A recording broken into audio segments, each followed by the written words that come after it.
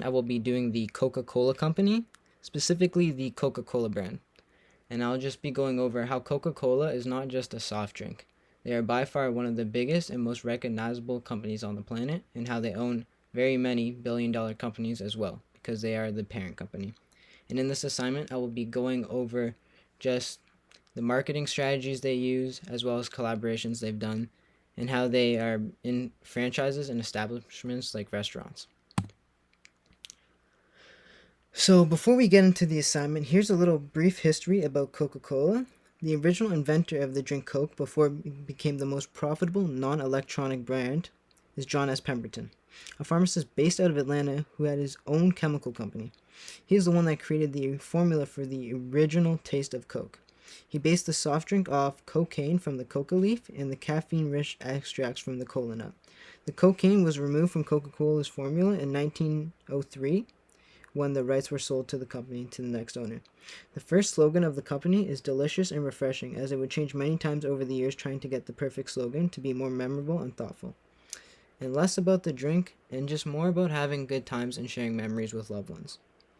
The CEO of the Coke brand now is James Quincy, and he has been the CEO since 2017, as he is right there.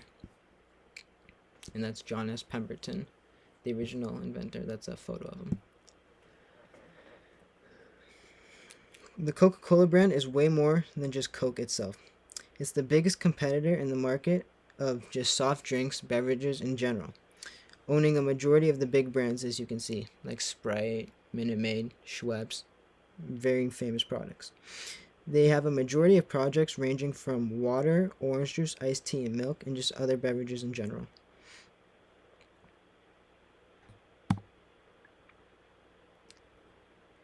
Coca-Cola has by far one of the biggest marketing strategies when it comes to their brand. They are all about spreading their name out there and getting more people to be known about them. Coca-Cola roughly spends 20% of their annual profit right back into reverting it into advertisements and other fun projects, like the massively successful Coke with their name on it and Share It Coke, where they can take the Coke cans twist off to share with one another. They even helped create the image of the modern-day Santa Claus in 1931. As you can see right there, the Santa Claus depiction before 1931, there's very many by other companies in general. And the one that stuck around the most is the one with the white beard and the red and the white hair, as we know him today. And the 20% that Coca-Cola spends is roughly more than $4 billion every single year just on advertising. So when Coca-Cola comes to advertising their products, it's to sell an idea and not a specific product. You see, Coca-Cola may spend 10% of their total profit back into advertising, or 20%, into advertising and commercials, but within those commercials, the main takeaway from those commercials is to share connection. When Coke does their advertising, it's not to promote how wonderful the drink is and how tasty it is. It is to show how you should share this drink and have good times and make a connection with one another. They've even taken the same approach with their slogans over the year. They went from having slogans about how good their product is, like the Great National Temperance Beverage, which was the slogan in 1906, and you heard earlier, delicious and refreshing in 1906. Compared to their two most recent slogans, Open the Happiness in 2009 to 2016, and then from 2016 from now on to the slogan, Taste the Feeling. So here is two videos just on the marketing and how they care more about the idea of the Coke brand instead of the actual product.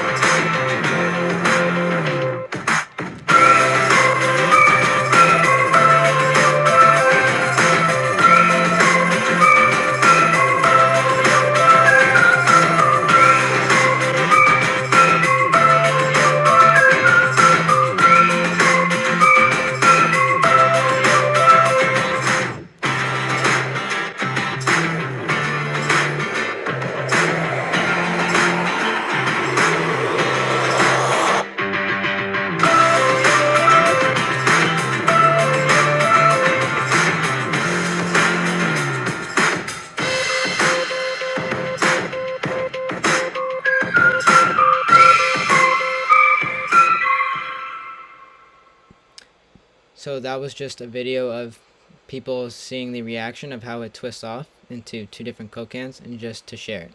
And here's the video about just having brotherly love as well.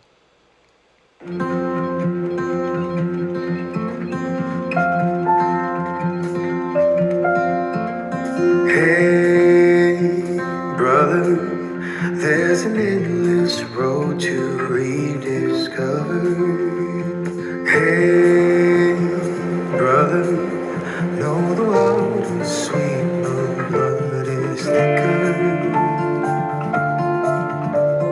Oh, if the sky comes falling down for you, there's nothing in this world that wouldn't do. What if I'm far from home? Oh, brother, I won't hear you call. If the sky comes falling down for you, there's nothing in this world that wouldn't do. And that video was just about brotherly love, obviously.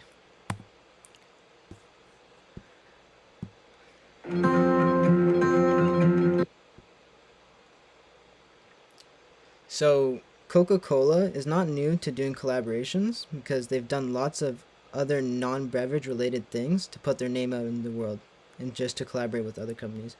Coke is by far one of the biggest brands known on the planet, so there tend to be a vast majority of other brands that would like to work with them as well, such as fashion brands like Champion, Kith, Converse, and as well as Babe. They've also made coolers for companies like Yeti. And also, the Coca-Cola Foundation is also in support of the Red Cross, and you can scan certain things to help donate to the Red Cross as well, as they also have volunteer employees for the Red Cross. So we always see like Coca-Cola or any other company as well, just like Pepsi, and we always see how their drinks are everywhere in like McDonald's, Wendy's, the movies, everything. So the reason we see some brands in specific restaurants is because these are the two biggest competitors and parent companies in the world, Coca-Cola and Pepsi, and they own most of the market share in this line of business. These big brands have licensing agreements with restaurants or other establishments where Coke will supply the syrup and dispensary machines for a price and a fee, where they do that and only they can be the sole like proprietor of that drink, so they can't have any other competitors such as like Pepsi right beside Coke, because they have a licensing agreement where it's just Coca-Cola only. And this is my sources, and then this is just an email from the professor saying that I had his permission to do this. So thank you for listening.